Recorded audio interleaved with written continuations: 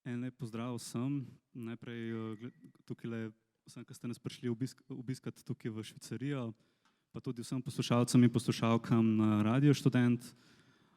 Moje ime je Jure Plaskan in danes bom vodil okroglo mizo z naslovom Zdravstvena zavarovanja, res kriza brez konca.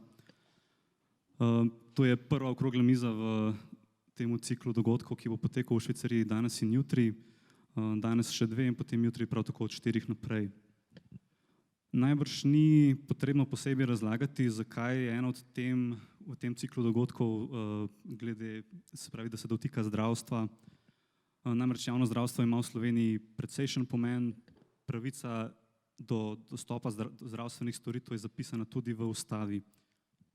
Vendar pa, kolikor kdorkoli spremlja, kolikor toliko medije, najbrž vidi poročanja, ki so o zdravstvu, in se zdi, kot da je nastal nekakšen konsenz, da je zdravstvo v Sloveniji, spravi javno zdravstvo v Sloveniji v hudi krizi. Veliko slišimo o čakalnih vrstah, veliko slišimo o preobremenjenosti zdravnikov, o dotrajanosti infrastrukture in konec koncev nezmožnosti, da bi državljanom bila zagotovljena ta pravica, ki je napisana tudi v ustavi. Zdaj, tem, na katere bi se lahko osredotočili znotraj samega zdravstva, je res veliko. Namen danes pa je, da bi te stvari, to, recimo temu krizo, pogledali skozi sistem zdravstvenega zavarovanja. Torej, to je pa tisti, ki pač zavarovancem zagotavlja pravico do zdravstvenega varstva in ki je plačnik teh zdravstvenih storitev. Preden bi šli naprej in malo bolj podrobno pogledali delovanje kot prvo Zavoda za zdravstveno zavarovanje kot nosilca dejavnosti obveznega zavarovanja, pa potem celoten sistem, ki vključuje še dejavnosti prostovoljnega zavarovanja, bi jaz predstavil naše sogovorce danes. Tukaj najbližje meni je doktorica Zdenka Čebašek Travnik, predsednica Zdravniške zbornice, sicer pa specialistka psihiatrije. Pozdravljeni. Potem doktor Dušan Keber, doktor medicine, sicer pa nekdanji minister za zdravje in sicer v vladi Janeza Drnovška med leti 2000 in 2004. Dober dan, pozdravljeni. Potem pa še gospa Nevenka Lekše, trenutno predsednica Ljubljanskega Rdečega križa, sicer pa tudi predsednica Združenja za nas oziroma Združenja za državljanski nadzor javnega zdravstva. Sicer pa tudi članica skupščine ZZZS. Tako je, samo toliko bi popravila, smo imeli pred kratkim zbor članov Združenja za nas in po novem ga vodi dr. Dušan Keber, jaz sem pa podpredsednica, tako da kontinuiteta je kljub vsemu zagotovljena in lep pozdrav. Seveda želimo pa čim več dobrega storiti za prebivalke in prebivalce Slovenije. No, za uvod bi jaz najprej na hitro predstavil par stvari, kar se tiče, spravi, da razložimo, o kakšnem sistemu sploh govorimo, čisto malo splošnih informacij. Vsi sogovorci tukaj imajo izkušnje v javnem zdravstvenem sistemu, ki je bil po osamosvojitvi od leta 1992 dalje postavljen na temeljih partnerskega upravljanja. Zdaj, kaj to pomeni? Partnerji so v bistvu predstavniki izvršilne oblasti, to je Ministrstvo za zdravje, izvajalci zdravstvene službe, med katere spadajo tudi zbornice, in pa potem plačniki zdravstvenih storitev, kjer so pa tudi, spravi, zavarovalnice. Zdaj, kar se tiče sistema zavarovanja, je bil v Sloveniji po osamosvojitvi postavljen nov model. Zgledovali smo se po Bismarckovem modelu. Ta sloni na tem, da financiranje zavarovanja poteka s plačevanjem prispevkov delodajalcev in delojemalcev, pa tudi drugih zavezancev.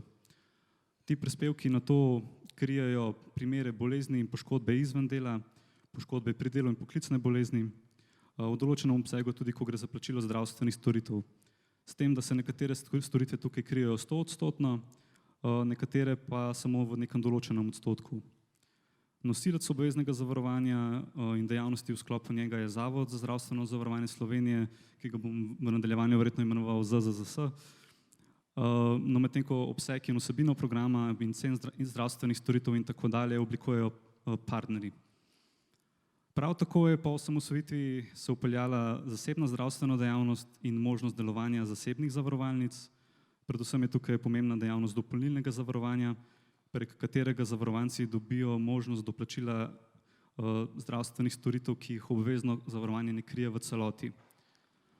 Zdaj sem pripravil par podatkov, par slikic, par grafov, ki upam, da tamle da se bojo prikazali tukaj na zaslonu.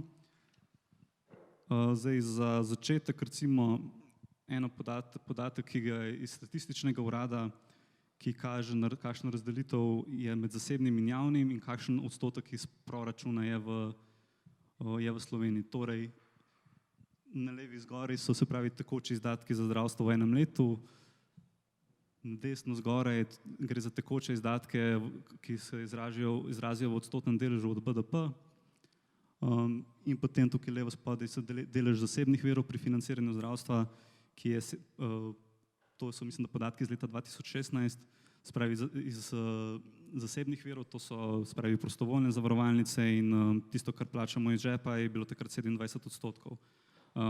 Preostali odstotek pa je pač javni viri. Naslednji podatek, ki bi ga tudi pokazal, je primerjava financiranja. Tukaj gre za primerjavo med različnimi evropskimi državami in sicer kako je to strukturirano, ne. Po eni strani so državne sheme so tiste, ki se spravi iz proračuna in podobno. Tukaj, če boste pogledali Slovenijo, tamle nekje na sredini ima zelo majhen odstotek. Recimo skandinavske države imajo delež iz državnega proračuna večinski, podobno kot Slovenija ima pa recimo Hrvaška, Francija, Slovaška in tako dalje. Večina prispevkov je, kot že omenjeno, iz obveznega zavarovanja, to je tista siv stolpec vmes, tudi tukaj lahko vidimo, da so pač različni sistemi drugod. Potem pa so čisto zgori dva stolpca, sta pa še plačilo iz žepa in prostovoljno zavarovanje, torej to je tisto, kar sem omenil, kar se tiče zasebnega deleža. Tukaj je pa mogoče en tak unikat v Sloveniji, ne to, da imamo takšen sistem, ampak recimo predvsem koliko veliko se spravi financira naše zdravstvo iz nekega zasebnega vira oziroma predvsem tega dopolnilnega zavarovanja, to je ta odstotek, ki je res velik. No, to je to, kar se tiče teh podatkov. Zdaj bi pa mogoče za začetek našim gostom postavil eno tako bolj splošno vprašanje ali pa mogoče eno tezo. Takšen sistem, kot sem ga opisal zdajle, zelo na kratko seveda, če bi se strinjali s to ugotovitvijo, da no najprej, ali je zdravstvo v Sloveniji sploh v krizi, da recimo, da ne bom zdaj besede polagal v usta že na začetku, in potem, se pravi, če je v krizi, da je do neke mere kriv tudi takšen sistem zdravstvenega zavarovanja, kot ga pač imamo pri nas. Če lahko začnemo pri gospe Čebašek Travnik. Ja, če bi rekla, da zdravstveni sistem ni v krizi, bi morala to najbrž pojasniti. Prav tako pa, če je v krizi, dejansko so na posameznih področjih zdravstva krizne razmere in o teh kriznih razmerah poročajo vsaj meni kot predsednici zbornice tako iz osnovnega zdravstva kot iz nekaterih bolnišničnih oddelkov. Torej, v Sloveniji imamo dejansko premalo zdravnikov, to je en problem, drugo pa, da je slovensko zdravstvo podfinancirano. In če spravimo to oboje skupaj in dodamo še način razdeljevanja denarja, vse skupaj govori za to, da bi morali narediti korenite spremembe. Zdaj, včasih smo govorili o reformah, zdaj več ne vem točno, kaj bi naj to pomenilo. Vsak minister je obljubljal reforme, pa moram reči, da se v zadnjih 20 letih to nikjer ne pozna. Kriza zdravstvenega sistema se kaže predvsem v lokalno specifični, ampak vendarle oteženi dostopnosti že v osnovnem zdravstvu. Predvsem pa je en pokazatelj te čakalne dobe, nedopustno dolge, pri čemer pa je še ena dodatna kriza, namreč mi relevantnih podatkov nimamo. Jaz sem ravno v pripravah za to oddajo šla preštudirati podatke o čakalnih dobah, ki jih vodijo ali spremljajo v okviru NIJZ, Nacionalnega inštituta za javno zdravje. In takšen nared, kot je v tej bazi podatkov, je samo nazoren prikaz nareda, ki sicer vlada v našem zdravstvu. Gospod Keber. Ja, da bi ugotovili, da smo v krizi ali ne, bi se morali primerjati z nekaterimi državami in recimo ugotoviti, ali za denar, ki ga imamo na glavo prebivalca, ustvarimo manj ali več dobrega za zdravje ljudi. Nekateri podatki govorijo, da naredimo relativno več. Tudi recimo študija OECD je pokazala, da je slovensko zdravstvo, kar mu največkrat očitajo, med najbolj učinkovitimi v Evropi, skratka v zgornji tretjini po kazalcih učinkovitosti. Po drugi strani seveda ne moremo pobegniti od tega, da v vsakem javnem zdravstvu, in mimogrede javno zdravstvo pomeni, da moramo zagotavljati vsem ljudi storitve, ki jih potrebujejo, da v takem zdravstvu vselej so čakalne dobe. Ni mogoče takega zdravstva obvladovati brez čakalnih dob, ker je količina denarja omejena. Zdaj pa strinjam se s sogovornico. Zanesljivo je pri nas manj denarja, tudi upoštevaje naš bruto domači proizvod. Recimo Slovenija daje javnega denarja okrog 6%, 3% dodatnih so pa že zasebna sredstva. To pomeni, mi dajemo okrog 6% v BDP za zdravstvo, številne evropske države zahodne pa 8, 9, 10% javnega denarja. To pomeni, relativno dajemo manj, smo med zadnjimi 3 državami v Evropi po številu zdravnikov in vse to seveda kaže, da delujemo v enih stresnih razmerah. Ta dva problema je treba zanesljivo rešiti. Potem je treba dodati, o tem bomo največ kasneje govoriti, kljub temu, da smo po učinkovitosti, kot sem ravnokar rekel, med boljšimi, pa še zmeraj ogromno slabega dela, mnogo bolje bi lahko delali za isti denar in če pa dodamo še to, da pa živimo v zadnjih 10 letih pod nenehnim plazečim se pritiskom privatizacije, in da nosilci teh iniciativ privatizacije želijo govoriti katastrofično o našem zdravstvu, da izkoriščajo njegove stiske zaradi tega, da bi dokazovali, ja, to je zato, ker je javno zdravstvo za nič, potem seveda zdaj živimo v tem situaciji, da ljudje absolutno niso tako, jim ni treba biti v tako velikem strahu, kot pa nekateri med nami sedaj so, da je dejansko zdravstvo v krizi, da se vse sesipa in da čakamo zdaj neki deus ex machina, ki ne bi nas rešil. Gospod Lekše. Ja, takole bi rekla, sigurno je usmeritev večinskega prebivalstva, zato imamo tudi dokaze v zbiranju podpisov za ohranitev javnega zdravstvenega, vsem dostopnega zdravstva, ker menimo, da edino na ta način lahko ljudem zagotavljamo to ustavno in zakonsko pravico dostopnosti do storitev. In mislim, da tudi že leta 1992, ko se je, bom rekla, sprejemala zdravstvena zakonodaja, se je sledilo tem ciljem. Res pa lahko rečem, saj tako kot spremljamo v civilni družbi, da se je marsikaj izrodilo.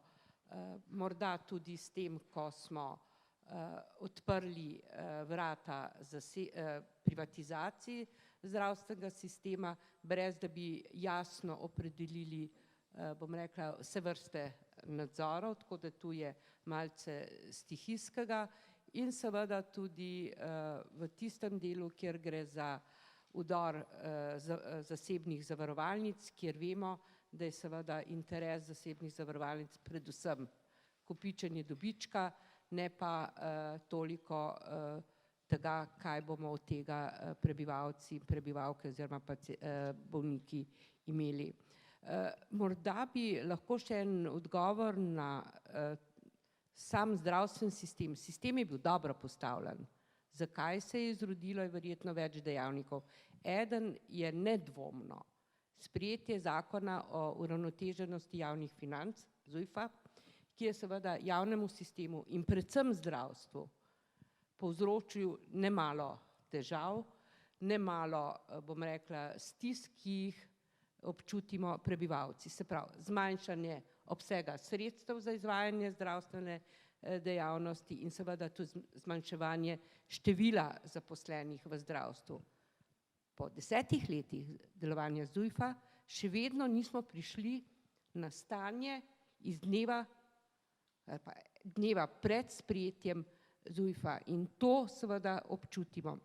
Zdaj, kdo pa je kriv pri načrtovanju kadrovske politike, da imamo premalo zdravnikov, ki izvajajo specialistične dejavnosti tako na sekundarni kot terciarni ravni in zdaj v tem trenutku najbolj žgoče in vroče na primarnem nivoju.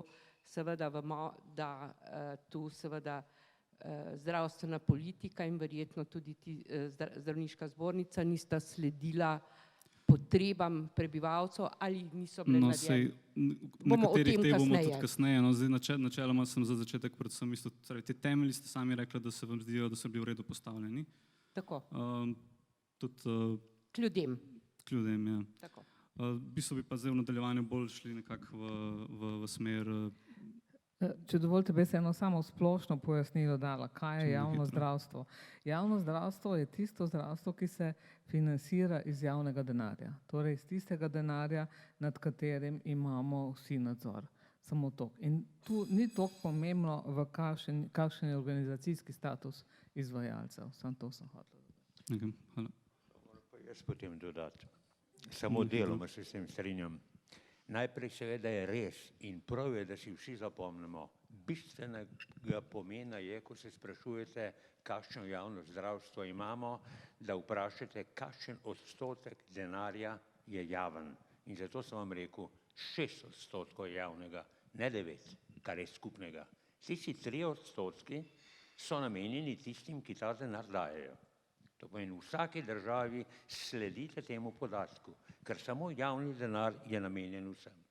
Druga stvar, in bistvo je res, moram se soglašati, nekateri trdijo, da je bistvo samo financiranje. Če javno financiramo, imamo javno zdravstvo.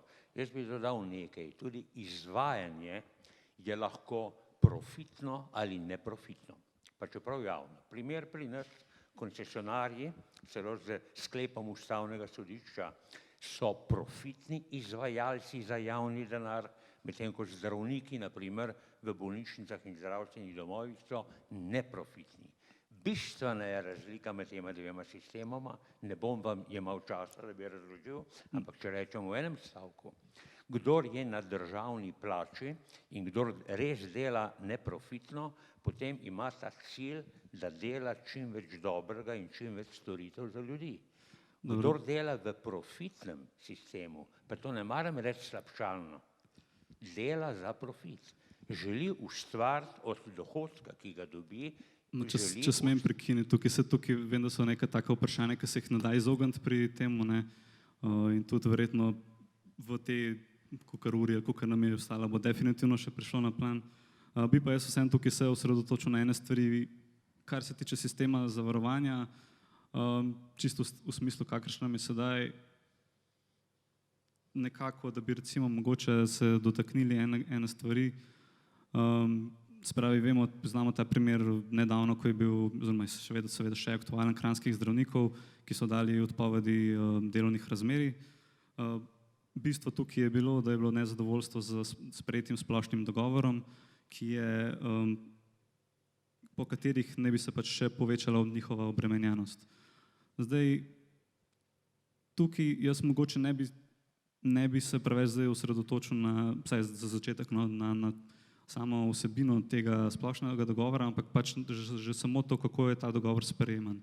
Spravi, da zaenkrat ostanemo čisto na strukturi, kot je postavljena trenutno, ki pa je, da pač vse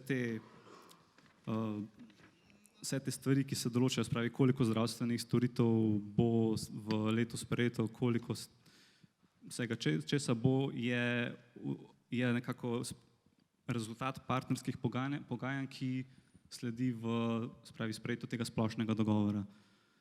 In zdaj že samo način, kako se sprejema splošni dogovor, tukaj že ima neka deljena mnenja. Recimo bivši finančni minister Janez Šuštaršič ga je pred leti opisal kot socialistično planiranje zdravstva. Glede na to, da ima vsak verjetno izkušnje z vami, vsak od vas ima izkušnje z samim sprejemanjem tega, kot z vsebino, bi mogoče nekako za začetek vprašal, ko gre za sprejemanje tega splošnega dogovora, kje mogoče ste videli v preteklih letih, da česa ni uspel dobro predvideti, spravi takšen planski sistem, mogoče po drugi strani tudi, kje pa je takšen sistem potreben oziroma zakaj je potreben. Pa če začnemo spet pri gospe Čebašek Travnik. Glejte, zdaj ta planski sistem in dejansko je planski sistem, ki predvideva, koliko ljudi bo zbolelo za določeno motnjo in če jih zboli več ali pa boleznijo, če jih zboli več, pa jih zdravniki pogledajo, in tega ne dobijo plačanega. Tako da morajo odklanjati, če pa ne odklanjajo, pa grejo v svojo izgubo. In iz tega ven, to sem zdaj zelo preprosto povedala, iz tega ven izhaja tudi večina izgub javnih zdravstvenih zavodov. V kateri stvari je dober, bi jaz težko povedala, razen da zagotavlja neko splošno stabilnost, če rečemo, da se čim manj stvari spremeni, da je čim bolj predvidljivo.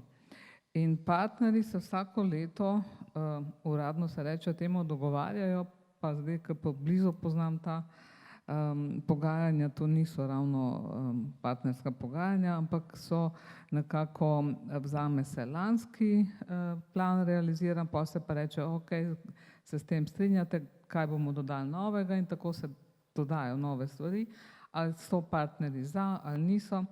V glavnem, če se vsi ne strinjajo, ker mora biti pa konsenz sprejet v vsaki novi točki, potem je treba pa ta predlog dati na arbitražo, in če se tudi tam na arbitraži, ker se mimogrede isti ljudje pogovarjajo o stvarih, ki se prej niso mogli dogovoriti, potem v končni fazi pride na vlado in vlada ponavadi potrdi tisto, kar predlaga ministrstvo oziroma ministrstvo in ZZS.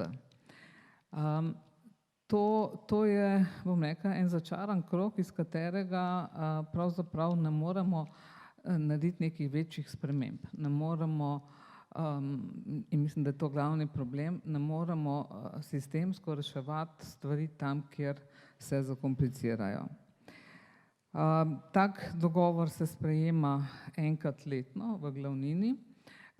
Letos je to zelo hitro, meseca maja bo mogoče potrjen celo aneks 1.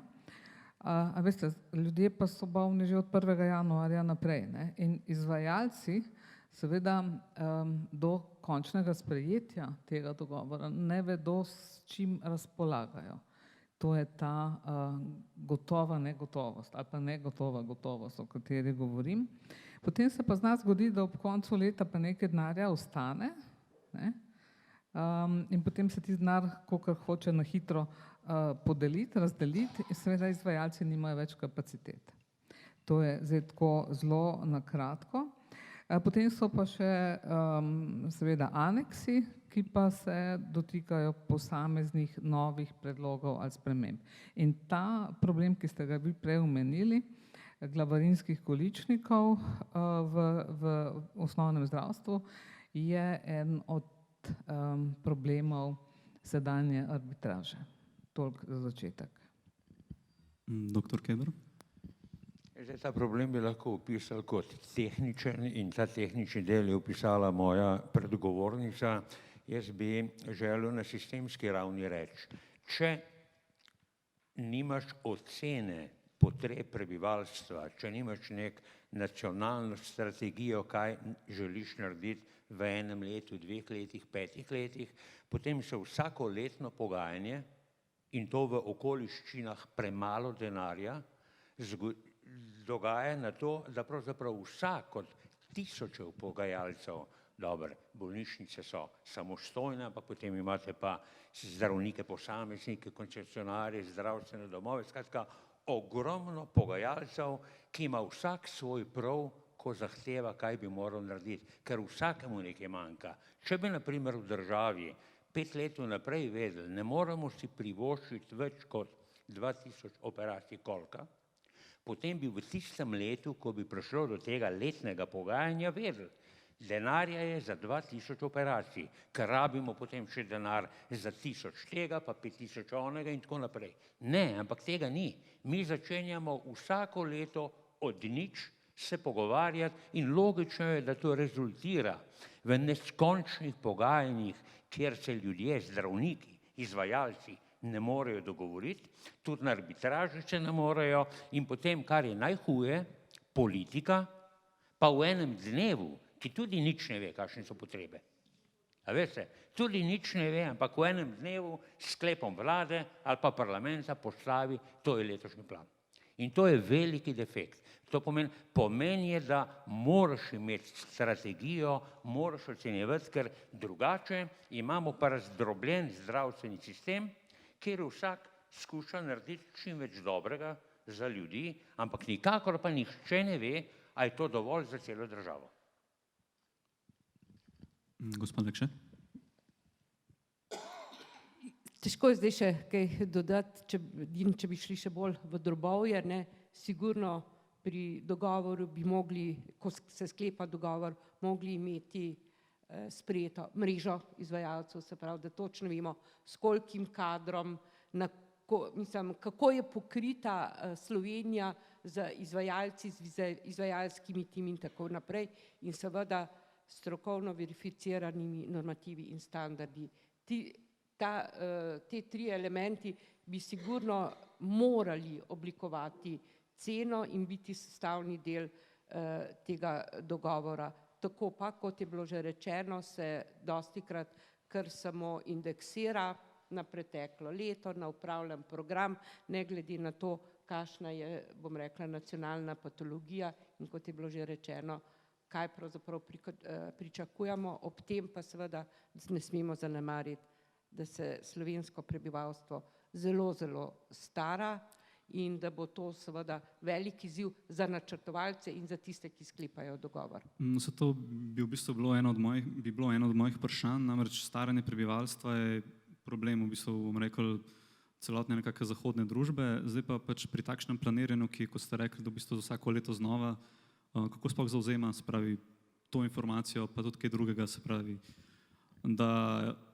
da se prebivalstvo stvara, da gre recimo medicina naprej, da se v bistvu morajo infrastrukture konec koncev posodabljati, kako je v bistvu to v praksi, kakšni primanjkljaje potem samo že po principu takšnega dogovarjanja, kot ga imamo.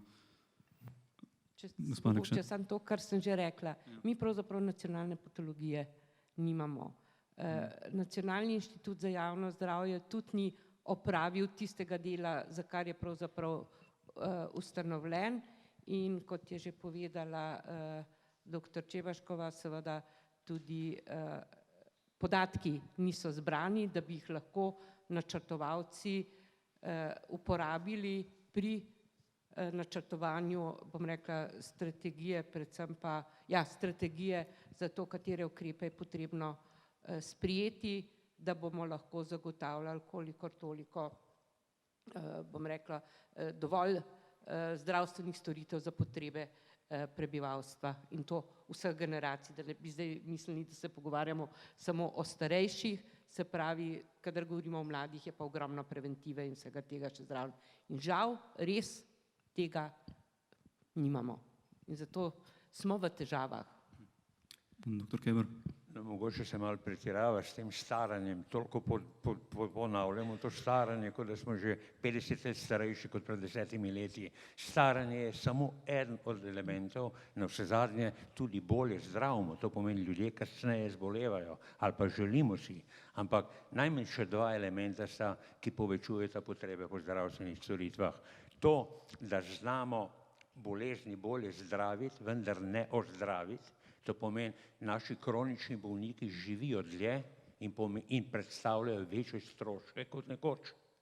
ali pa če rečem cinično, ne marajo umreti, ampak kar živijo in povzročajo stroške. In druga stvar, nove tehnologije, nove metodologije, nova zdravila in to povečuje stroške. Poleg staranja. Torej, staranje je en majhen v tem trojčku problem. Ja, Gospod kot Čeber, je še Travnik? gospa še omenila, ne, mi nimamo osnovnih elementov za, kot pravijo, obračunske modele za načrtovanje.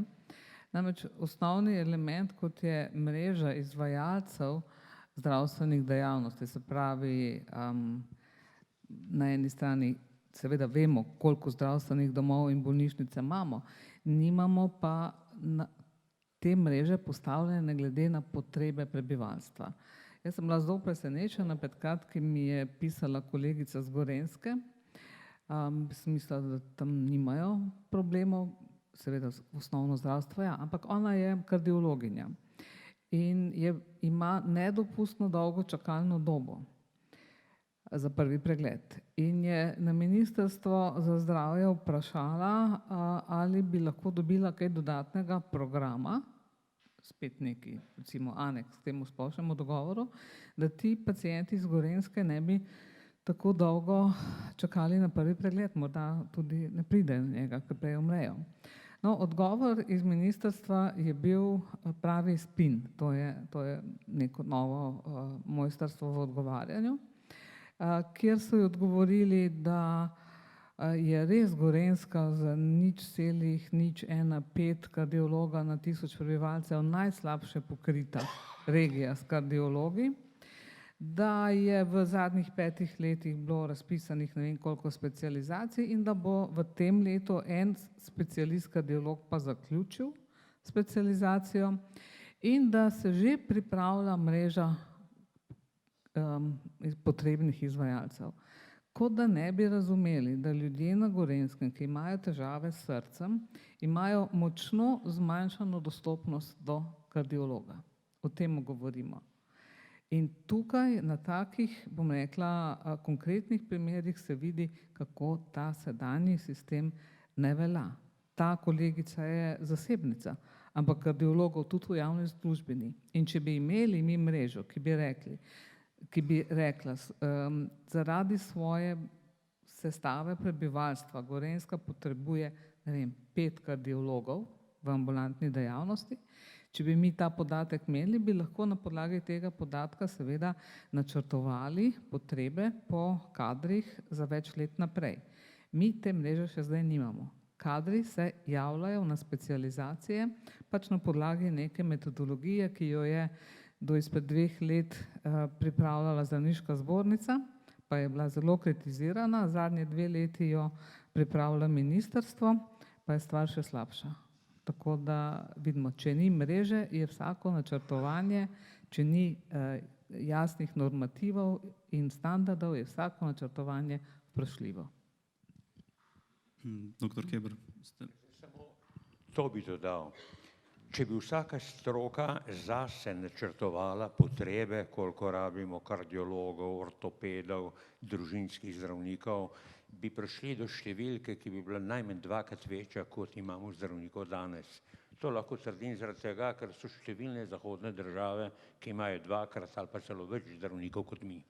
To pomeni, poleg tega, da bi imeli mrežo, bi ta mreža morala biti seveda med seboj silno usklajena, še vedno bi se pokazalo, da imamo malo kardiologov ali pa malo ortopedov, ampak kljub vsemu lahko bi potem v naslednji fazi pa načrtovali, kaj pa zdaj storiti, da ti zdravniki te specialnosti dejansko najbolj učinkovito delajo. Če pa gremo v drobovje tega, kaj posamezni zdravnik dela ali pa posamezna stroka dela, potem recimo lahko vidimo, da imajo nekateri zdravniki veliko drugih pregledov, namesto da bi imeli predvsem prve preglede, ki so važni, ali pa še kaj drugega, ne bom našteval. Skratka, moramo se zavedati, da dokler ne bomo imeli vsaj 50% več zdravnikov, in jaz mislim, da bi jih morali imeti v prihodnjih 5 do 10 letih vsaj 50% več na skoraj vseh področjih. Do takrat moramo pa načrtovati še bolj razumno in racionalno, kaj pa lahko s to mrežo naredimo. Še bolj pomembno je torej načrtovati učinkovito mrežo in učinkovit način dela. Imam eno vprašanje, ki ni čisto povezano s tem, ampak ko so se omenile čakalne vrste, ne? Dostikrat se sliši, da pač bo šlo toliko in toliko milijonov evrov za skrajševanje čakalnih vrst. Potem se niti ni nujno, da se ves ta denar porabi, ne? Kolikor mi je bilo znano v preteklih letih. Me v bistvu zanima, kako to v praksi v bistvu izgleda, kaj ne bi, mislim, na kakšen način ne bi ta denar skrajšal čakalne vrste in zakaj potem pride do tega, da nekako tukaj ostane potem presežek, če ugotavljamo, da recimo denarja ni. Ja, v zdravniški zbornici smo zelo pragmatično pogledali na to vprašanje. Denar ostaja, pacienti niso pregledani, veliko pa imamo še prostih kapacitet. Te proste kapacitete, ki smo jih mi prešteli na predlog odbora za zasebno zdravstvo, so take, da bi s tem denarjem, ki je ostal, s tem ostankom, ki ga vi omenjate, lahko krepko zmanjšali čakalne dobe. Ampak zasebnikom se ta denar ni dodelil. Ne vem, zakaj ne, in ta denar je ostal. In to je tista, bom rekla, kritična točka, iz katere bi morali mi nekaj izvleči. Mi, če imamo kapacitete, če imamo strokovnjake, če imamo ljudi, ki čakajo, je treba vse to nekako spraviti skupaj. In tudi denar je vsako leto bil in vsako leto ostal neporabljen. Doktor Keber? No, jaz mislim, da večina ostanka denarja ostane zaradi tega, ker se prepozno razdeli, ker se celo leto dogovarja, kdo in na kakšen način ga dobi in seveda potem ga dejansko ne moreš v enem mesecu uporabiti, ampak ga moraš prenesti v naslednje leto. Po drugi strani bi pa le rekel, da bi se dal marsikaj storiti celo z obstoječimi sredstvi pri čakalnih dobah, ker niso vse odvisne od denarja.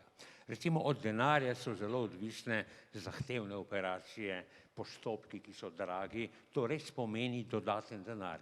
Če rabiš do novih 10 ali pa 20 tisoč evrov za eno operacijo in če tega denarja nimaš, je temu tako. Ampak najbolj kritična, vsaj po moji oceni, je čakalna doba na prvi pregled pri specialistu. Zakaj? Ker specialistu te pošlje tvoj izbrani zdravnik, ker sumi na neko diagnozo in pacient čaka, ne ve, kaj je z njim, lahko da je celo v staležu, lahko čaka pol leta ali več in nima diagnoze. Ker ko imaš diagnozo, se kljub vsemu, da so še zmeraj čakanja, lahko nekatere stvari hitreje zasukajo. Recimo, če se odkrije, da imaš resno bolezen, dobiš neko prioriteto, prideš prej na vrsto, ampak dokler nimaš diagnoze. In zato mislim, da, in to očitam naši državi, da ni ugotovila, da je čakalna doba na prvi pregled pri specialistu kritična in da bi morala biti najmanj en mesec ali krajša. In to je možno, ker pogledajte, povedal vam bom en lep primer. Čakalne dobe razen nihajo, ampak v bistvu so enake. Recimo pred 5 leti ali pa lani ali pa letos, seveda nagibamo k temu, da pravimo vse hujše in vse hujše, ampak drobcene variacije v čakalnih dobah so, ampak kaj pomeni, če je čakalna doba enaka? Naprimer lani ali pa letos. To pomeni, da je zdravstveni sistem lani in letos obravnaval vse paciente, ki so vstopili v sistem, samo ni mogel obravnavati tistih, ki so rep. Skratka, čakalna doba je vprašanje zaostanka. To ni nekaj, kar moraš vsako leto vlagati, da boš lahko obravnaval čakalno dobo, ampak moraš rešiti ta rep in zato je vložek denarja, ampak vložek denarja je premalo, če nimaš zdravnikov. Ampak ja, soglašam, imamo ponekod kapacitete in vložek denarja na prava mesta, tam, kjer so čakalne dobe, dogovor z zdravniki. Poglejte, vi imate rep, tukaj 200 pacientov morate obdelati, potem boste pa na zeleni veji, potem pa ne bo več čakalne dobe. In na ta način se v našem zdravstvu ne razmišlja. Pri nas lahko odide ena skupina zdravnikov na nek kongres, en teden ni ambulant, tisti teden ne pregledajo 200 pacientov in teh 200 pacientov je vključenih v čakanje in se vse premakne. Namesto, da bi v tisti bolnišnici rekli, ta teden nismo imeli ambulant, te ambulante bomo nadomestili. Če se ne nadomesti izpad, potem nastajajo te čakalne dobe. Torej, na kateri ravni je to potem težava, da se to To zgodi? je najprej na ravni menedžmenta v bolnišnici. Tukaj so pa oni krivi. Ko sem jaz spraševal, recimo lani, in ko sem dokazoval na nekem oddelku v kliničnem centru, ampak poglejte, vi imate letos 500, izmišljam si številke, 500 novih kandidatov za operacije, 500 novih in 500 jih operirate. Zakaj pa imate čakalno dobo? Ja, zato, ker je rep, ki ga nihče ne pokrije. In to pomeni, če bi se, seveda, ko se ti nabere 500 pacientov, ki čakajo, potem je to težko rešiti. Ampak če bi šef oddelka, šef klinike, šef česarkoli rekel, poglejte, 10 pacientov prejšnji teden so prišli, niso bili obdelani, moramo jih obravnavati z bolj intenzivnim delom, potem bi se to lahko preprečili. To pomeni, tukaj je pa tipična krivda, nesposobnost mikromenedžeriranja v bolnišnicah. Gospod Lekšaj, bi še vi kaj dodali? Ali... Samo bi dodala pri kapacitetah. Jaz mislim, da imamo kapacitete za odpravljanje čakalnih dob tudi v javnem zdravstvu, ne samo pri zasebnikih. In kot je rekel dr. Keber, največji greh je v organizaciji dela, se pravi v menedžmentu, in tu bi bilo potrebno storiti hitrejši korak. Sama pa lahko še to povem, da sem na zadnji skupščini Zavoda za zdravstveno zavarovanje postavila vprašanje oziroma tudi zahtevo, da ob tem, da namenimo kar precejšen del javnega denarja za odpravljanje čakalnih dob, da bi bilo prav, da bi Zavod oziroma njegovi organi sprejeli tudi nekatere usmeritve, kriterije, kako se bodo te čakalne dobe, na kakšen način se bodo odpravile in seveda, če ugotavljamo, da nimamo dovolj izvajalcev, žal ali pa dobro, bomo morali povabiti tudi izvajalce iz Evrope, ki nam bodo prišli pomagati odpraviti to nevzdržno stanje. Ja, zdaj smo prišli mečkano na en rob. Že prej je dr. Keber povedal, da je naše zdravstvo primerjalno gledano zelo učinkovito. Zdaj slišimo, da bi lahko bilo še bolj učinkovito. Jaz mislim, da se s tem bližamo eni navadni meji, v kateri oziroma prihajamo v stanje, kjer se poskuša z uspešnim menedžeriranjem, kot se temu po novem reče, prisiliti predvsem zdravnike, da delajo še več, še hitreje. Opozarjam na to, da so kapacitete zdravnikov, ne gledam zdaj na ure, gotovo gre kakšna ura v prazno, ampak mislim tudi na celostno kapaciteto zdravnika, da lahko intenzivno dela, razmišlja, odloča, se pravilno odloča, da so te vendarle omejene. Bojim se, da potujemo proti sistemu, ki so ga razvili v Združenih državah Amerike in kjer sistem dobesedno žre svoje zdravnike. Med zdravniki v Združenih državah Amerike je prišlo do epidemije samomorov. To lahko spremljate tudi na družbenih omrežjih. In večina teh samomorov je pospremljena s poslovilnim pismom. Enostavno tempa, ki jim ga diktira delodajalec, ti zdravniki ne zdržijo več. Če smo mi za praktično najmanjšim številom zdravnikov v razvitej Evropi učinkoviti ali pa primerljivo učinkoviti, pomeni, da povprečni zdravnik v Sloveniji vlaga neprimerno več naporov, kar pomeni, da hitreje pride do izčrpanja. Mi moramo zdravnikom vendarle dopustiti, da se v miru odločajo, v miru naročajo dodatne preiskave, v miru preštudirajo izvide, ki jih dobijo in da ne hitijo, da se jim te standarde in normative postavi tako, da je obravnava kakovostna, predvsem pa varna za paciente.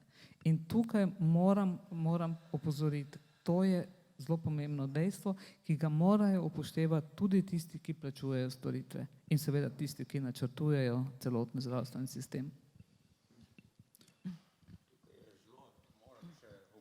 Ker se strinjam, pa kljub vsemu odpiram dilemo. Poglejte, v vojnem času, v času potresa, v času poplave, karkoli že, imate peščico zdravnikov in ogromno bolnikov ali pa poškodovancev. Ne trdim, da je naš sistem v tem stanju, ampak naš sistem kot javni zdravstveni sistem je pa pred natančno naslednjim vprašanjem. Imamo na primer 1000 bolnikov, ampak dobro bi jih lahko zdravili samo 500 in tudi zdravnikov imamo, če hočejo dobro in umirjeno delati, jih lahko naredijo samo 500. Zdaj pa naše družbeno vprašanje, na katerega ne želim jaz odgovoriti, ampak vprašam tudi vas, kaj torej storiti? Ali zdraviti 500 dobro in jih 500 prepustiti njihovi usodi, ali kljub vem, da bomo rekli, ja, pa rabimo to, pa to, pa to. Ja, dejstvo, da jih lahko zdravimo mogoče samo 500, pomeni, da moramo znati kot zdravstveni delavci to predstaviti ljudem, parlamentarcem, politiki in povedati, imamo premalo denarja, imamo premalo zdravnikov. Ampak istočasno zdravniki ne morejo reči, zdravili bomo samo 500. Ne morejo reči, ker jih 500 potem ne bodo dobili zdravljenja. Hvala. Na tej točki bi malo spremenil temo, namreč, če že govorimo o sistemu zdravstvenega zavarovanja, oziroma kot ga omenjamo, moramo govoriti tudi o sistemu prostovoljnega zavarovanja, ki je prav tako prišel v Slovenijo po osamosvojitvi. Trenutno ga izvajajo pri nas 3 komercialne zavarovalnice. V prvih letih po osamosvojitvi je sicer to vlogo izvajal tudi ZZZS, ampak kasneje se je vloga zavoda predrugačila in te zavarovance prevzela Vzajemna. Največji del prostovoljnih zavarovanj so dopolnilna zavarovanja. Tukaj seveda je razlika med dopolnilnim in dodatnim, se pravi, ni prostovoljno zavarovanje, vse je isto. Dopolnilna zavarovanja so pa namenjena doplačilu določenih storitev, ki jih obvezno zavarovanje ne krije. Tako da v tem primeru je sicer prostovoljno bolj v imenu, ker pravzaprav dopolnilno mislim, da nekako lahko ugotovimo, da ga imajo praktično sklenjeno vsi, oziroma velika večina zavarovancev v Sloveniji. Tudi zato so v bistvu že marsikatera pretekla vlade, pa mislim, da začenši z vašo vlado, z vašim ministrovanjem, dr. Keber, da je obstajala ta težnja oziroma politična volja, da bi se dopolnilno zavarovanje ukinilo oziroma da bi se cel ta sistem prostovoljnega zavarovanja malo predrugačil. Vseeno se to ni zgodilo do zdaj, kljub tej politični volji, ki je obstajala, pa bi mogoče kar na vas naslovil to vprašanje, dr. Keber, zdaj, kaj je bil tukaj problema, je mogoče v tem, da alternativni predlogi niso bili dovolj dobri, ali težavo vidite mogoče v čem drugem? Dovolite mi, da bi tukaj, ker smo ravno tema današnje zavarovanje, da kljub vsemu nekatere stvari pojasnim. V javnem zdravstvu velja, da zbiramo denar solidarno. V principu to pomeni, da vsakdo plača sorazmerno s svojimi dohodki in dobi tisto, kar potrebuje. Če je zdrav celo življenje, ne dobi nič, hvala Bogu, je pa celo življenje zdrav, tisti, ki je bolan, pa dobi tisto, kar potrebuje. Vendar je ta solidarnost po vsem svetu precej zlagana. Najbolj solidarne so pravzaprav države, ki zbirajo denar preko splošnih davkov, na primer Anglija. To je tako imenovani Beveridgeov model. Oni iz davkov, ki jih zberajo na karkoli, trošarine, dohodnine, splošni davki, ki jih ima država, odmerjajo denar za zdravstvo. Tukaj bi res lahko rekli, da davki nekako spremljajo posameznikov denar. Več, ko ga imaš, več dal, pa tudi tukaj ni čisto ampak ne bom šel v detalje. Zdaj, mi imamo pa tako imenovano zdravstveno zavarovanje. Zdi se, kot da je enako, tudi ta zdravstveni prispevek, ki ga plačujemo iz pokojnine ali pa iz plače, je izražen v odstotku.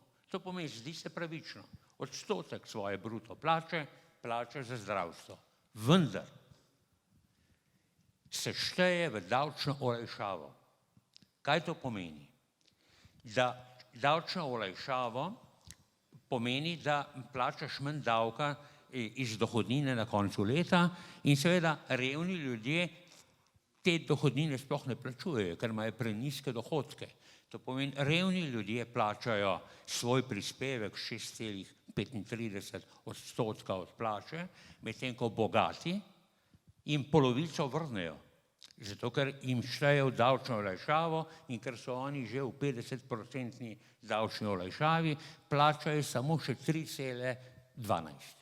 To pomeni celo zdravstveni prispevek, za katerega mislimo in imamo v glavah, to je pa ja pravično in solidarno. Ni. Bogati plačujejo pol manj kot revni. Res, da je absolutna vsota večja, če imaš 10-krat večje dohodke ali pa 50-krat večje dohodke, ampak v odstotku izraženo je to polovico manj. Potem smo pa na začetku te države, ker smo bili res v krizi, uvedli doplačila. To pomeni, doplačila skoraj pri vsaki zdravstveni storitvi je treba plačati od 5 pa do 70%.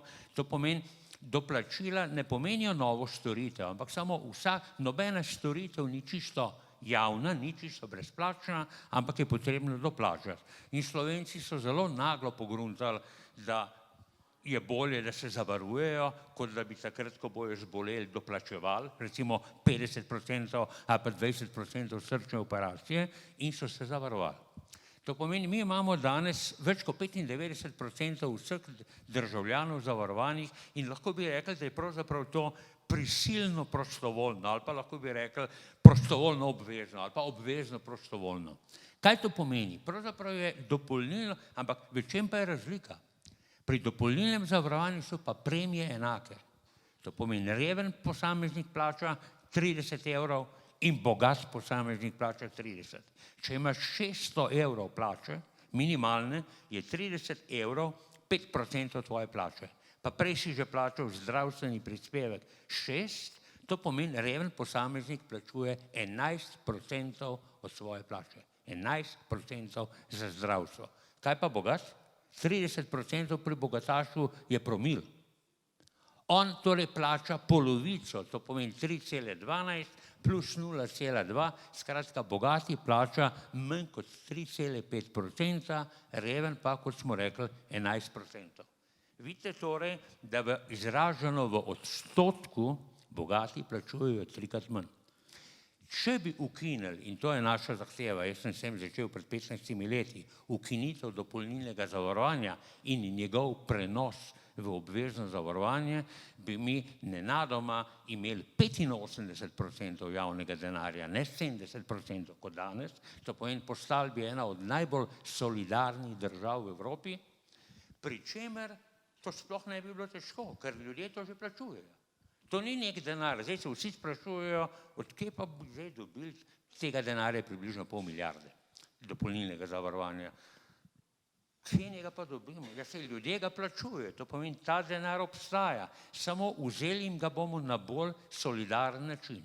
Če dopolnilno zavarovanje, ki je danes enotna premija, 30 €, prenesemo v malo povečan zdravstveni prispevek, bojo ljudje plačevali namesto 6,2, bojo plačevali mogoče 8,2, ampak revež bo zato plačeval 10 € namesto 30 €.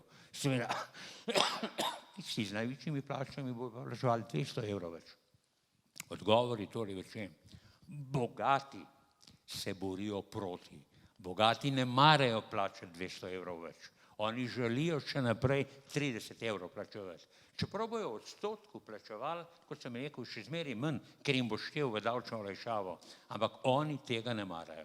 To pomeni, ne gre samo za to, kot nekateri menimo, seveda je pritisk zavarovalnic, ki bojo izgubile ta svoj fevd. tudi zelo pomemben. Zavarovalnice pritiskajo na politiko, naj se to ne zgodi.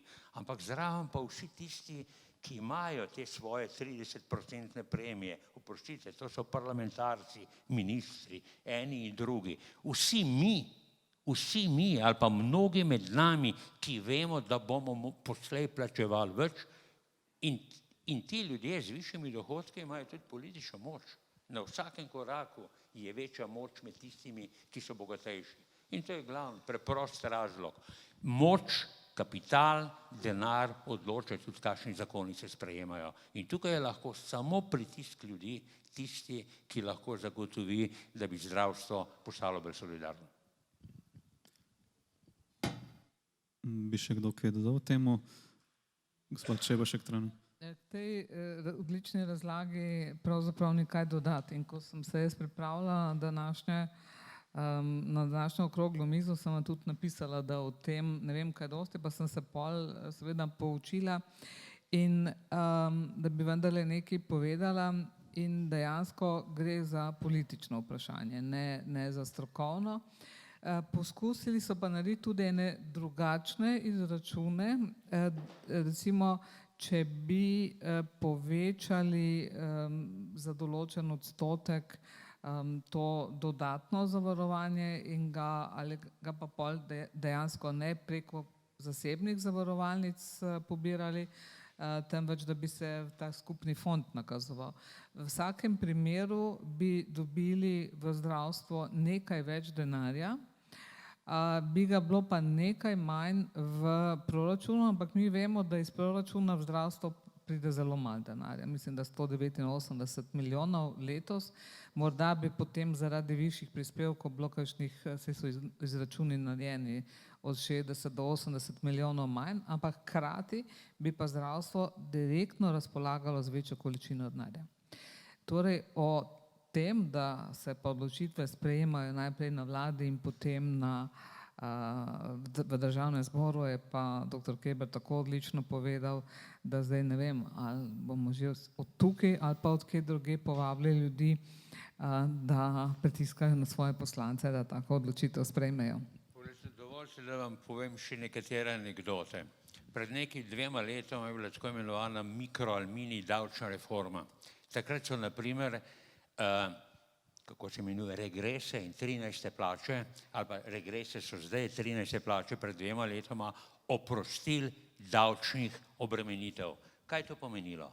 Bogati so dobili dvojno 13. plačo, ker 13. plača pri tistimi z najvišjimi dohodki je bila obremenjena s 50% dohodnino. Sedaj, ko so jo oprostili, imajo bogati dvojno 13. plačo, oziroma imajo celo 13. plačo, namesto samo pol, medtem ko reveži imajo isto kot prej. To pomeni, kopica davčnih sprememb, tudi letošnja pri regresu je enaka. Takoj, ko oprostiš nekaj dohodnine, bogatejši profitirajo. Edini progresivni davek v Sloveniji je dohodnina. In to je pravično.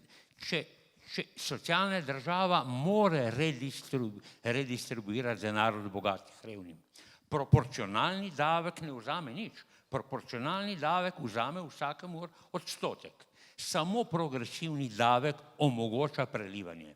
In samo 20% davkov v Sloveniji se zbere iz dohodnine. Vsi ostali davki so bodisi linearni in kot sem vam dokazal malo prej, zdravstveni je celo regresiven. Celo pojema z bogatstvom. Trošarina, to je lep primer, trošarina na videz pravičen davek, na vsak izdelek je isti odstotek. Ampak če pa pomislimo, da en revež večino svoje plače porabi za hrano, malo pretiravam, še za kaj drugega, medtem ko bogat pa zelo malo od tega, je jasno, da gre mnogo večji delež plače reveža za ta davek kot pri bogatem. Skratka, ljudje imajo manjšo kupno moč pri takem. In če bomo mi zdaj, če se vrnemo k zdravstvenemu, k temu dopolnilnemu zavarovanju, mi bi s prenosom dopolnilnega zavarovanja obvezno revnim ljudem dali približno 200 milijonov. 200 milijonov poveča njihovo kupno moč. kupna moč je dobra za naše gospodarstvo. To pomeni, vsi ti ukrepi, ki jih predlagamo, koristijo gospodarstvu, ampak gospodarstvo je proti. A ni zanimivo?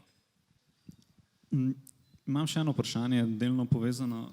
Dosti se govori, da bi z ukinitvijo dopolnilnega zavarovanja v bistvu se tudi vsi ti administrativni stroški in vsi ti stroški, ki nastajajo samo pri delovanju teh zasebnih zavarovalnic, da bi prešli pač pod neko javno upravljanje. Ne? Pa mene zanima, če to res tako preprosto, kot pač pravijo, ja, bomo to zdaj ukinili, pa zdaj bo prišlo 50, 60 ali koliko milijonov je ta številka pod ta sistem javnega upravljanja. Poglejte primer. Naše zdravstvo, ja, smo ga tudi danes mi kritizirali iz drugih razlogov, ampak naša zdravstvena blagajna za svoje delovanje porabi manj kot 2%. Nemčija, ki ima 150 zavarovalnic, te zavarovalnice porabijo za svoje delovanje 8%.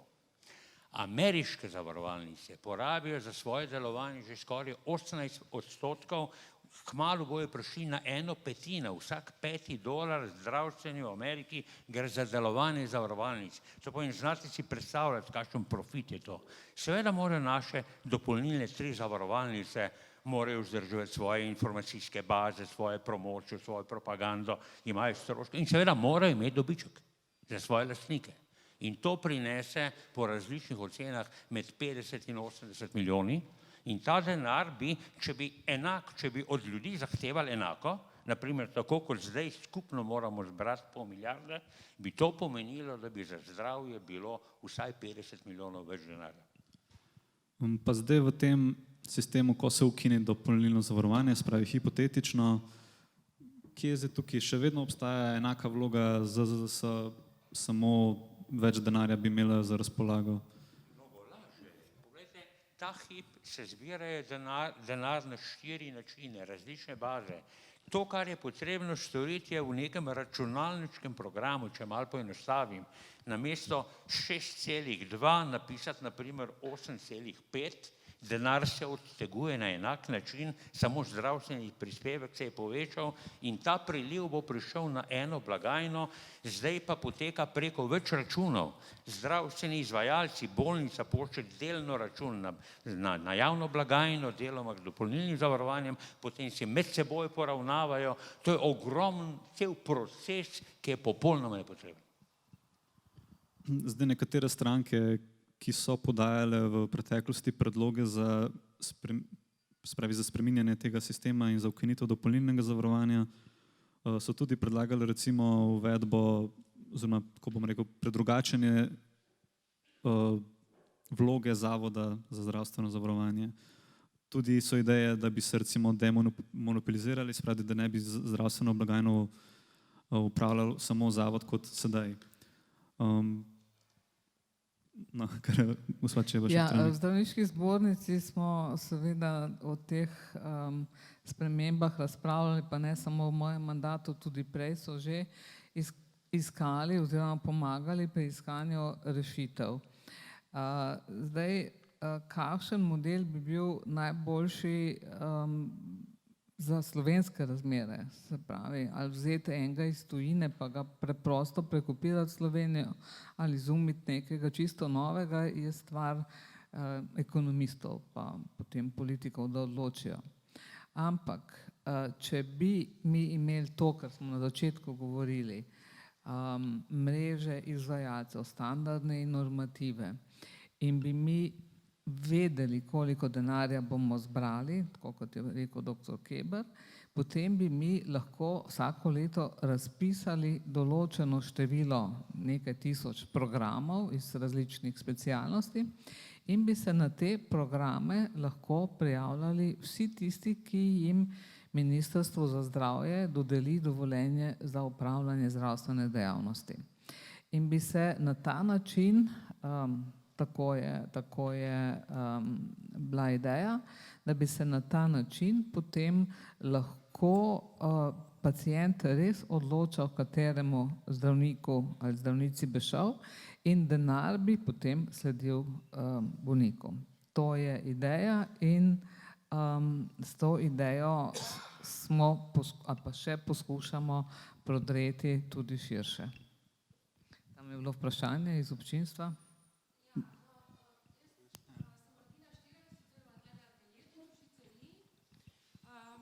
V bistvu sem pa pač, ko zdaj govorite, ne, da naj bi tudi prebivalstvo povedalo, kaj in kako, mi je prišlo na kaj menite, ker ste res dobra zasedba in od tega 2 ženski, zakaj iz javnih sredstev ni krit porod doma v Sloveniji še vedno? Če lahko mogoče še kaj o tem. Ja, gledajte, ne vem, če ste bili od začetka, ko smo se pogovarjali o tem, kako se vsako leto sprejema, pripravlja splošni dogovor. Ja, dejansko je pot za porod doma zelo zapletena, ker najprej je treba to na strokovni ravni sprejeti, potrditi. To ima ministrstvo svoj organ, ki po določenem postopku vložen predlog oceni, obdela in ko reče, ta program je absolutno kakovosten, varen, imamo izvajalce, potem se s tem programom lahko kandidira za sredstva iz splošnega dogovora. In seveda v splošnem dogovoru je pa vprašanje, ali bomo imeli v Sloveniji 100 porodov na domu, ali bomo imeli 1000, ali bomo imeli 10 000. In je treba potem preračunati, da bo toliko manj žensk rodilo v bolnišnicah, pa tam denar vzeti. Tako, ne? Skratka, to je postopek. Teoretično pot obstaja. Praktično pa si ne znam predstavljati. Zdaj, mogoče tukaj sam večkrat prekinul. Bomo imeli za vprašanje potem še čas, bomo pa šli enkrat kmalu izven etra, pa bomo potem lahko tudi za vprašanje nadaljevali. Lahko še okrog skupščine oziroma okrog Zavoda za zdravstveno zavarovanje. O vlogi. Tako, ali je dovolj v Sloveniji en zavod za zdravstveno zavarovanje, ali pa bom rekla v žargonu zdravstvena blagajna, ali bi, kot nekateri predlagajo, zaradi konkurence morali imeti več.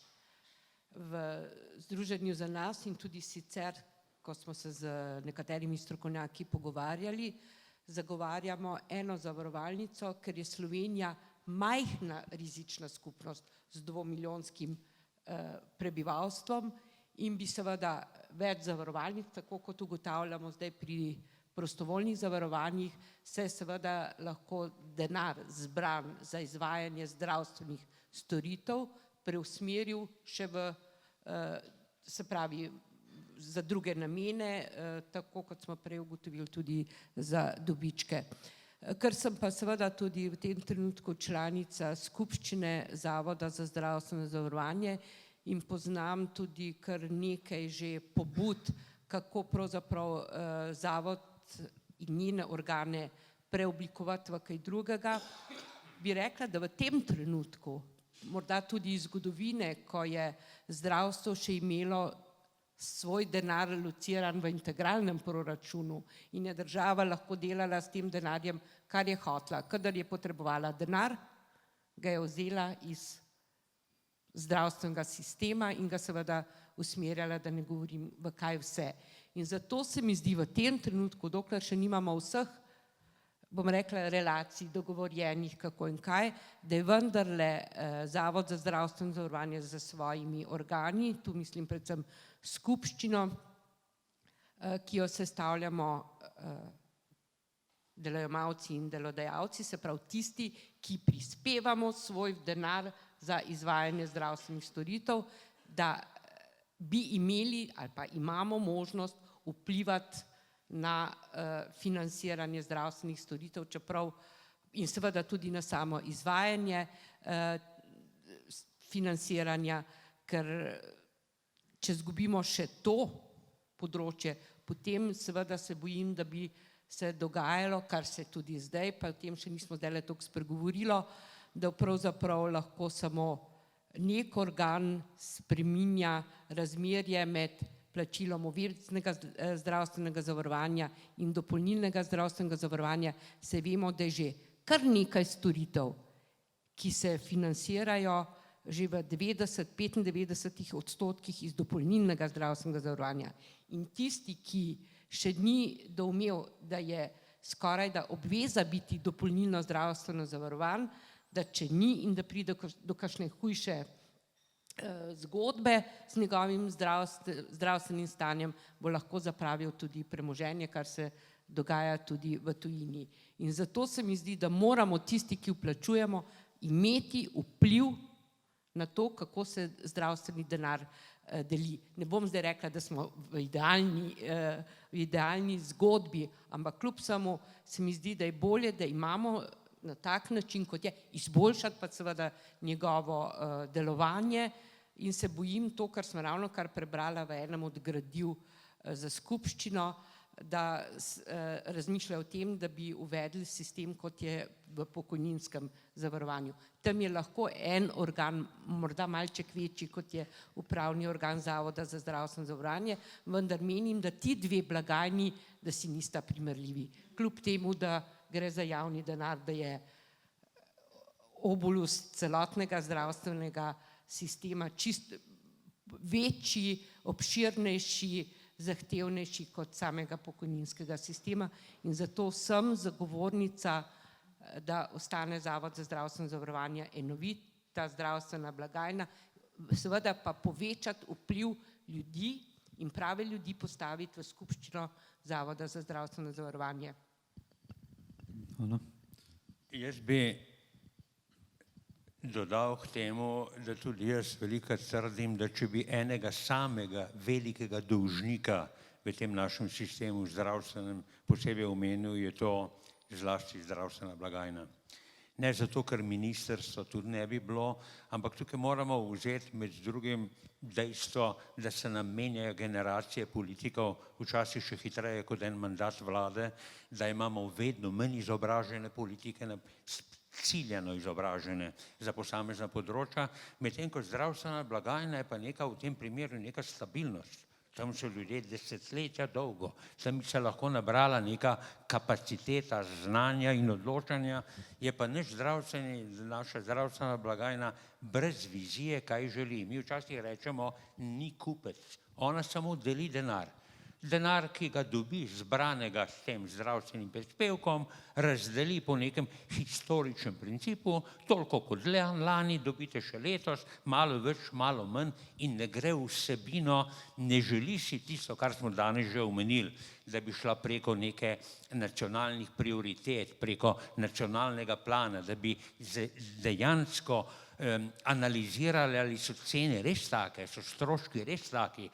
Njej je na primer vseeno, ali se pacient obravnava 10 dni v bolnici, ali pa se obravnava v dnevni bolnišnici v 2 urah, ali pa v 1 uri.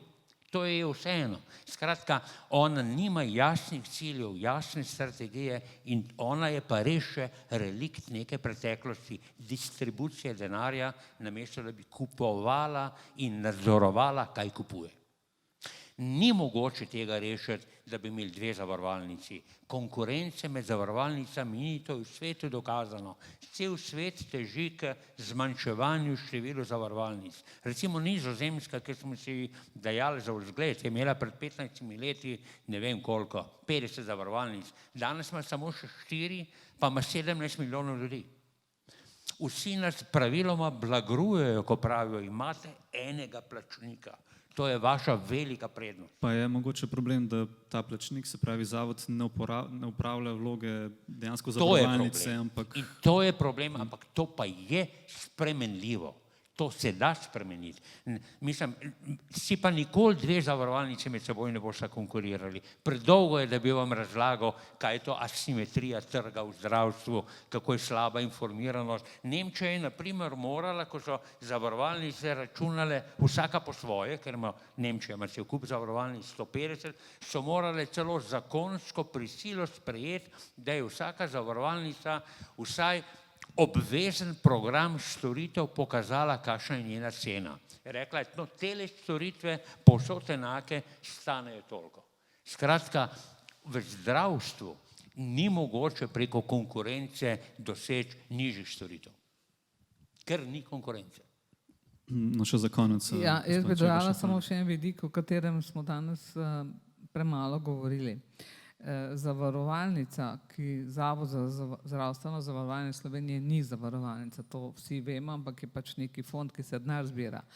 Zavarovalnica, taka ta prava, poskrbi sama za to, da se meri kakovost in varnost storitev izvajalcev. Tega v Sloveniji praktično ni, ali je pa le po nekih drobtinicah, in Zavod za zdravstveno zavarovanje tudi na tem področju nima nobene vizije. Jaz samo upam, da se bo to spremenilo in da se bo kakovost vgradila v obračunske modele v prihodnosti. Hvala. Na tej točki bi jaz ta pogovor zaključil. Zahvalil bi se vsem našim sogovorcem danes. Nekaj smo omenili, kot sem že na začetku omenil, da je ta tema zdravstva res tako obširna, da nekako, če hočete, končne diagnoze zdravstva bi se ne bi mogli dokončno postaviti, ampak upamo, da smo vsaj do neke mere pa povedali par zanimivih stvari. No. Tako da, hvala.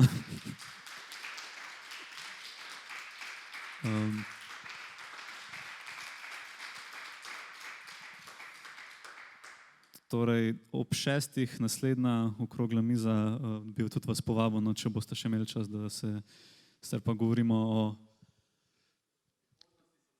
prihodnosti socialne države. Tako da, ja, hvala.